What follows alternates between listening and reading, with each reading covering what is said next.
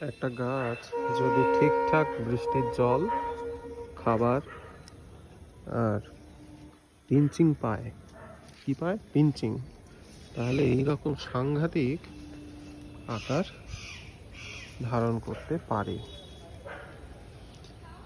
লাগাতার রোদ বৃষ্টি জল খেয়ে যাচ্ছে, আর তার মাঝখানে মাঝখানে এই কাজটা।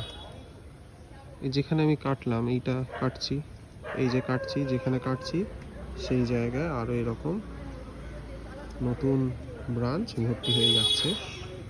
সেগুলোকেও আমি আবার কেটে দেব, মানে কেটে দিচ্ছি। একদম কোনো ছুরি কাঁচিও লাগবে না, তো বড় ডাল নয়, একদম উপরের কুচকে ডালগুলোকে।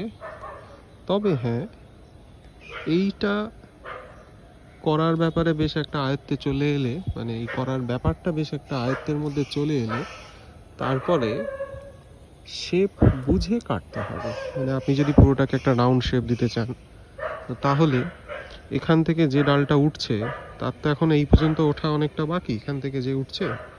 তো আমি এক্ষুনি একে কাটবো না, বা এইখানে যারা আছে তাদেরকে কাটবো না। এই যেমন এরা একটু উপরের দিকে উঠেছে, আবার যে এখানে আছে একদম টপ মোস্ট লেয়ারে, তাকে কিন্তু আমি সবার আগে গিয়ে পিঞ্চ করব, কারণ আমি চাইছি না যে ওখান থেকে আর উপরে হাইট বাড়ুক।